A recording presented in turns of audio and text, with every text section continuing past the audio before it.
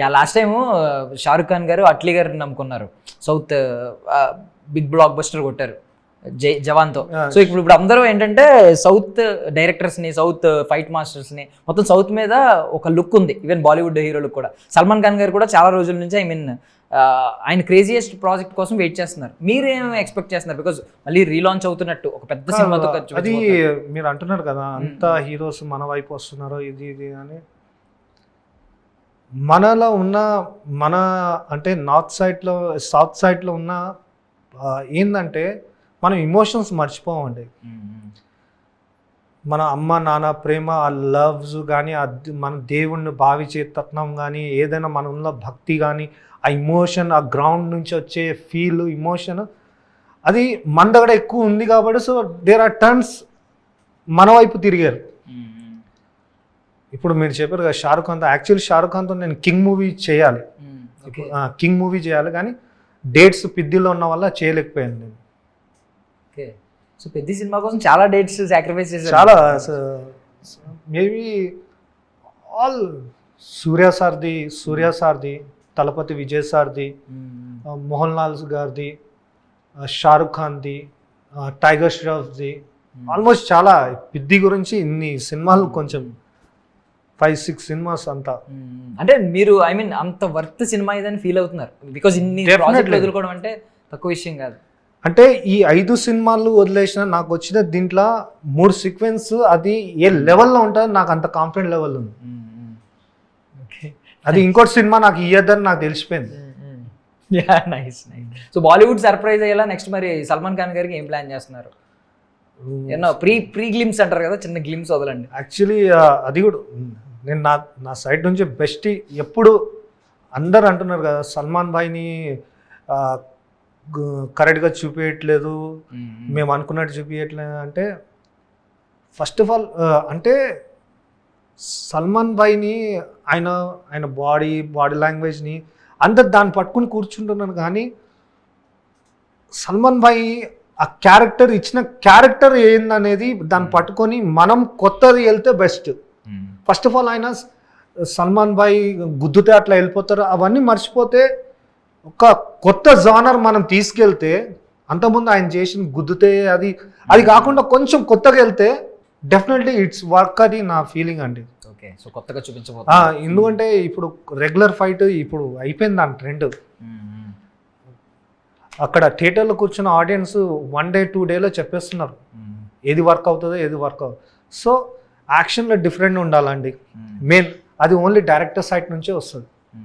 And పెద్ద హీరోస్ని handle చేసినప్పుడు వాళ్ళ మీద చిన్న ఘాటు కూడా చిన్నది పడకూడదు అనేది మీ first precaution, first priority. So ఆ విషయంలో ఏం చేస్తూ ఉంటారు అంటే 100% మేము 4-10 సార్లు చూస్తాం, అన్ని చేస్తాం, ఇది చేస్తాం. ఆయన వచ్చి కొన్ని రిహార్సల్ చేస్తారు, పర్ఫెక్ట్గా ఉంటాయి. సమ్ హౌ వాళ్ళు ఎప్పుడంటే క్యారెక్టర్లో వెళ్ళిపోయిన తర్వాత మేము లిమిట్ అంటాం, కొంచెం ఈ లిమిట్ కన్నా ఎక్కువ వెళ్ళకండి, ఫోర్స్ చేయకండి అని అంటాం. సమ్ హౌ ఆ క్యారెక్టర్ లేనప్పుడు ఆ స్పీడ్ వల్ల చిన్న జరుగుతాయి. అవి మన చేతిలో ఉండవండి. ఒకసారి వాళ్ళ క్యారెక్టర్లు దిగిన తర్వాత వాళ్ళు దాంట్లో ఉండిపోతారు. సో సమ్హౌ దానివల్ల జరుగుతాయి చిన్న మిస్టేక్స్. అండ్ చరణ్ గారి గురించి మెయిన్లీ ఒక క్వశ్చన్ అడుగుతున్నాను. ఆయన బాడీ లాంగ్వేజ్లో ఎవరు ఇప్పటిదాకా వాడుకోలేనిది ఏదైనా మీరు వాడుకున్నారా?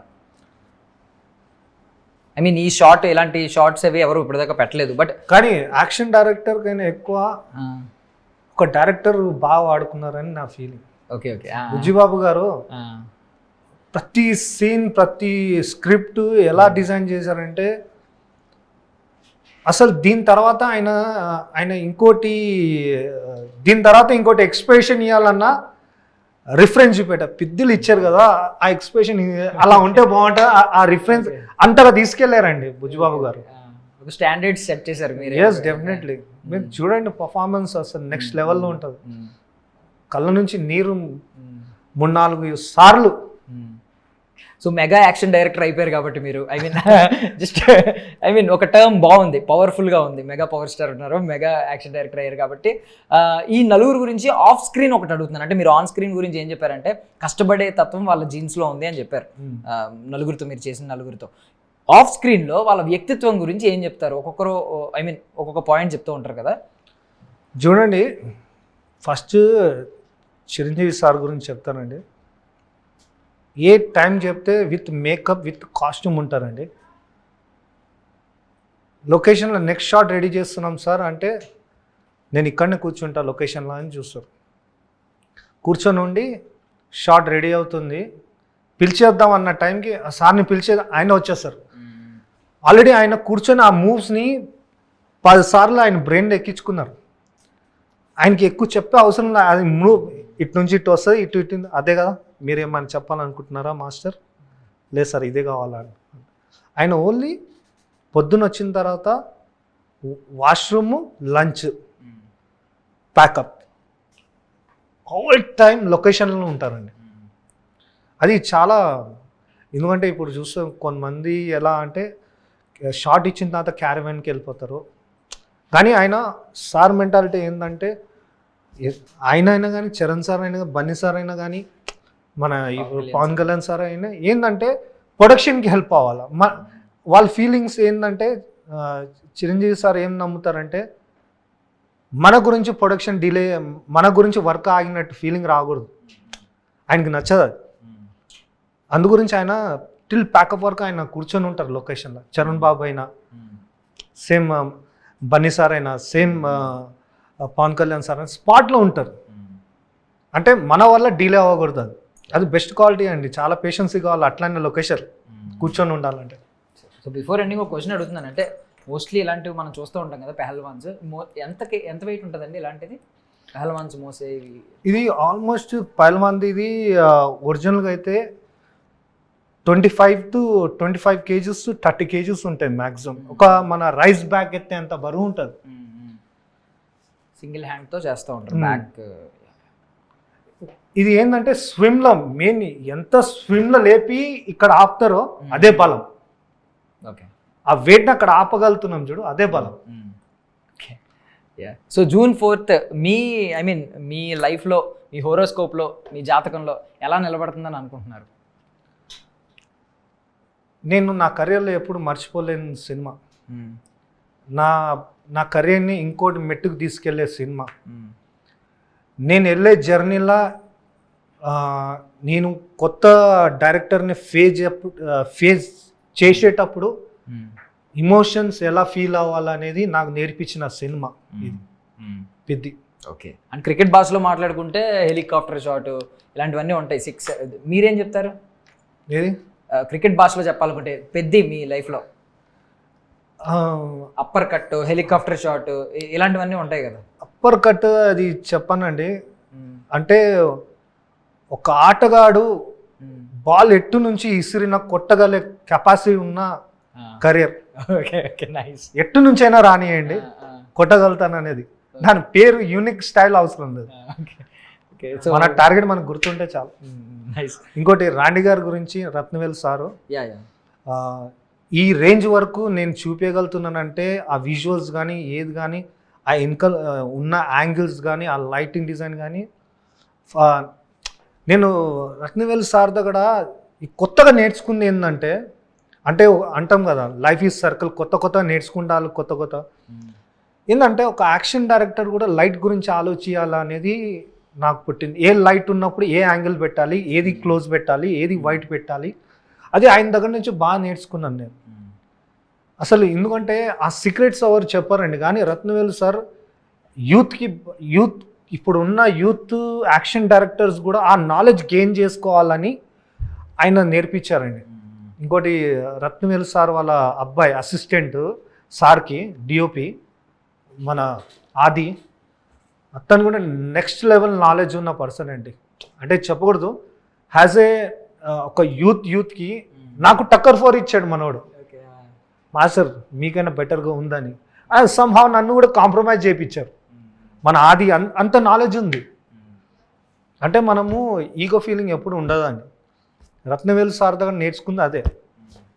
సమ్హౌ రత్నవేలు సార్ ఇది కొంచెం బెటర్గా ఉంటుందా అంటే, ఆయన ఉన్న స్థాయికి నో మాస్టర్ ఇది బాలే, you tell me master it's nice అంటే ఇది బాగుంది, ఎందుకు నువ్వు ఫీల్ అవుతున్నావు, బాగుంది అని చెప్పి ఆయన ఫ్రేమ్ని అచీవ్ అంటే అప్పుడే అయిపోయింది. ఆయన అంత పెద్ద వ్యక్తి రిసీవ్ చేసుకుంటున్నప్పుడు ఇప్పుడు రాండీ సార్ సన్ సేమ్ ఫ్యూచర్లో ఒక పెద్ద కెమెరామెన్ అవుతారు. సో నేను అప్పుడు ఏమవుతానంటే ఆదికైనా కొంచెం సీనియర్ అయిపోతా. సో ఆది చెప్పినప్పుడు నేను కూడా ఎక్కించుకొని ఈగో ఫీలింగ్స్ అనేది రత్నవేలు సార్ నన్ను ఇప్పుడే నేర్పించారు కాబట్టి నాకు లైఫ్లో ఈగో ఫీలింగ్ ఉండదు. ఆయన ఇప్పుడే నిజం చెప్తున్నారు. రత్నవేలు సార్ లాంటిది నేను నా జర్నీలా ఒక మెంటర్ లాగా భావిస్తున్నానండి. ఎందుకంటే ఒక యాక్షన్ డైరెక్టర్ కూడా లైట్ నాలెడ్జ్ ఉండాలి అంటే ఏ లైట్కి ఏ కెమెరా యాంగిల్ పెట్టాలి నేర్పించారు. So thank you very much రాండీ సార్కి అంటారండి. సో ఫైనల్లీ మేము కూడా అయితే ఎదురు చూస్తున్నామండి రత్నవేలు సార్ మాస్టర్ షాట్స్, మీ మాస్టర్ కంపోజిషన్స్ కోసం కూడా. ఐ మీన్ పెద్ద మీకు నిజంగా ఒక పెద్ద బ్లాక్ బస్టర్ అవ్వాలి మీ కెరియర్లో, మీ హోరోస్కోప్లో ఒక మంచి రోల్ ప్లే చేయాలని మేము కోరుకుంటున్నామండి. థ్యాంక్ యూ సో మచ్ మీ విలువైన సమయాన్ని ఇచ్చినందుకు. And for more videos, Please subscribe to iDream channel. Subscribe to iDream Media. Please subscribe to iDream. Please subscribe to iDream. Please subscribe iDream. And please subscribe to iDream. For more videos, subscribe to iDream. please like, share, and subscribe to the channel. Congratulations, iDream. Subscribe to iDream. Subscribe to iDream. So subscribe to iDream Media. iDream ki iDream team అందరికి huge congratulations. Please subscribe iDream Media. Please subscribe to iDream. Subscribe iDream. Please subscribe to iDream. iDream అంటే నా కళల channel subscribe చేసుకున్న నోరు తిరుగుతలేదు, మీరైతే గంట గుర్తు కొట్టండి. For more such videos, please subscribe to iDream. Subscribe to iDream. Please subscribe to iDream. Please subscribe iDream Media. Please do subscribe to iDream. Please subscribe to iDream Media. For best entertainment and information, please subscribe iDream. And don't forget to subscribe to iDream.